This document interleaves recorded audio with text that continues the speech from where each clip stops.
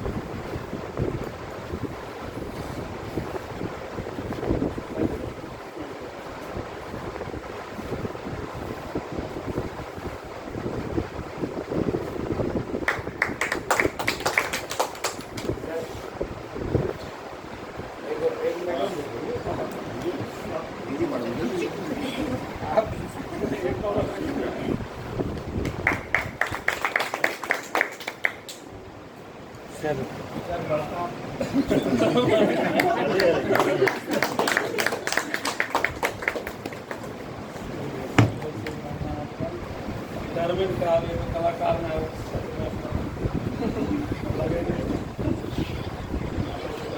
हाँ टिकट कटा लिया। वो सब शुभकामना व्यक्त कर दिया जाए। बोलिए बड़ा वो अंदर आओ, बोलिए कुछ।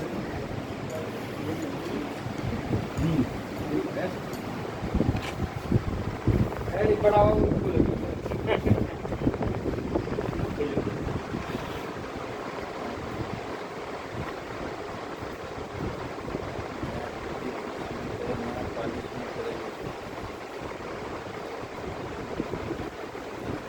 बोलिए बोलिए।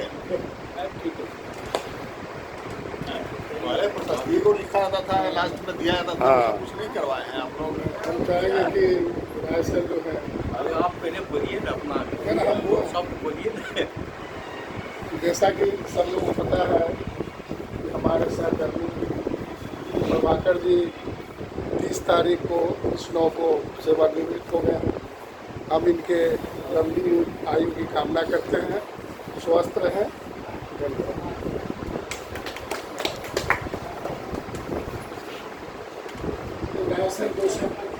लोग प्रभाकर बाबू के विदाई समारोह में शामिल हैं। प्रभाकर बाबू के साथ जनवरी 2020 से हमको काम करने का मौका मिला है और मेरे साथ ये शाखा 8 का NBFC से संबंधित कामों को बखूबी अपनी तत्परता और क्षमता से बहुत अच्छे ढंग से निभाए और सौहार्दपूर्ण वातावरण में इन्होंने सभी कर्मियों के साथ काम किया और कभी पता ही नहीं चला कि हम लोग किस तरह से काम का निपटारा कर रहे हैं। इस तरह प्रभाकर बाबू बेदाग होकर के बिना किसी कलंक के और साफ सुथरा छवि के साथ सेवानिवृत्त हुए हैं। मैं इनकी स्वास्थ्य की मंगल कामना करता हूं और ईश्वर से प्रार्थना करता हूं कि ये जहां भी रहें स्वस्थ रहें और उन्नति के पथ पर प्रगतिशील रहें। इन्हीं शुभकामनाओं के साथ मैं अपनी बात समाप्त करता हूँ। चाहेंगे कि संगीता मैडम भी वो सब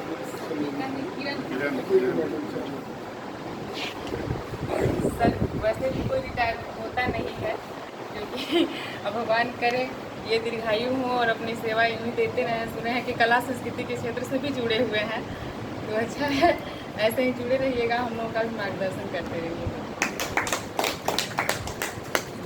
हमारे बीच हमारे guardian sir, deputy secretary Chandraprakash sir और सब आदरणीय सुरेश राय जी, किरण कुमारी जी, हमारे और ऑफिस के सहपाठी में सहकर्मीगण, बहुत खुशी की बात है कि प्रभाकर जी 38 सालों की सेवा करने के बाद बिल्कुल स्वच्छ छवि के साथ यहाँ से रिटायर हुए हैं।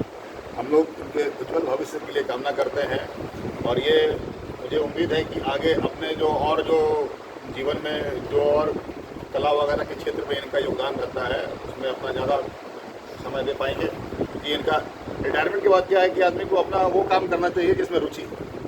जिंदगी भर तो बिना नौकरी तो ऐसा पैसा है कि आपकी रुचि है या नहीं है, आपको एक निभाना है, लेकिन आदमी को काम वो करना चाहिए जिसमें अंदर से एक सेटिस्फेक्शन मिले, प्लीस मिले।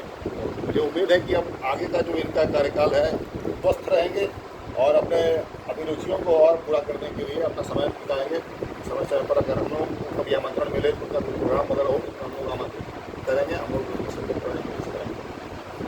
तो इसके साथ मैं इनको उज्ज्वल भविष्य के लिए कामना करता हूँ। धन्यवाद।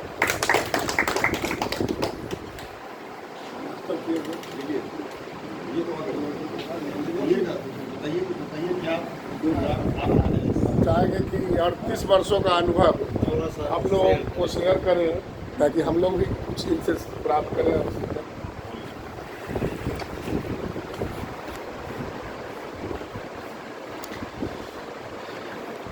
आदरणीय उप सचिव महोदय, विधि परामर्शी किरण मैडम, प्रशाखा पदाधिकारी एवं हमारे सहकर्मी,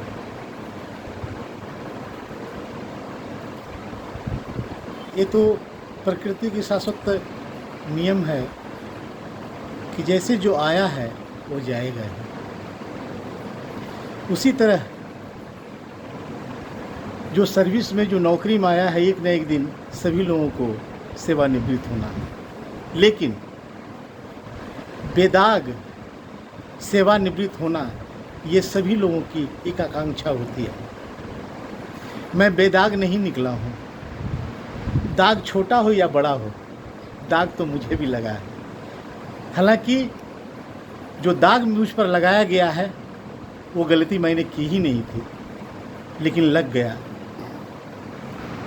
और इस समय हमें राजा राधिका रमन की ये उक्ति याद आती है कि ज़माने का रंग बदलता है, दुनिया का रंग नहीं बदलता।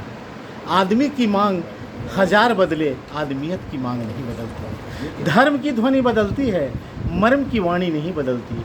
विचार की पद्धति रोज बदले, आचार की नीति नहीं बदलती। अनुभव की बुद्धि जो बदले, आज अनुभूति की दृष्टि नहीं बदलती। समाज के पहलू लाख बदले, जिंदगी की आरज़ू, जिंदगी की आरज़ू।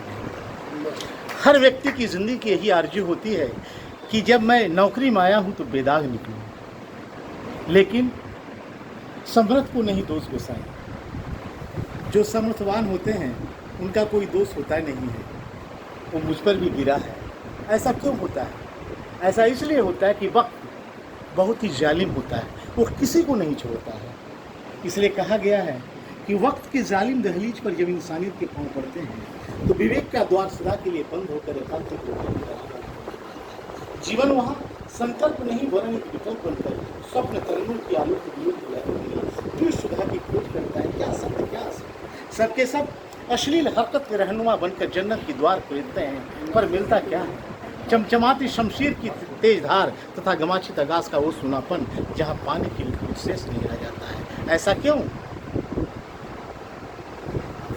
बस जिंदगी में यही रह जाती है, सिर्फ दास्तान दोहरानी।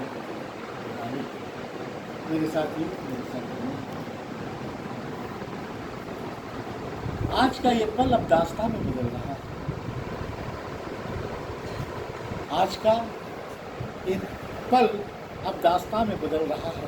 आ गया है वो मोड़ जिसमें मुझे ऑफिस और कैंटीन वाली बातें अब हुई खत्म। अलग होगी मंजिलें, अलग होगा रास्ता। मेरे साथियों, ठीक से देख लो कुछ छूटा न रहे। मेरी वजह से किसी का दिल रूठा न रहे। और जाने का मुझे मेरे जाने का गम है मुझको, लेकिन बार बार मिलने की आस रखूँगा कि आप लोग याद हमेशा अपने सीने के पास रखूँगा।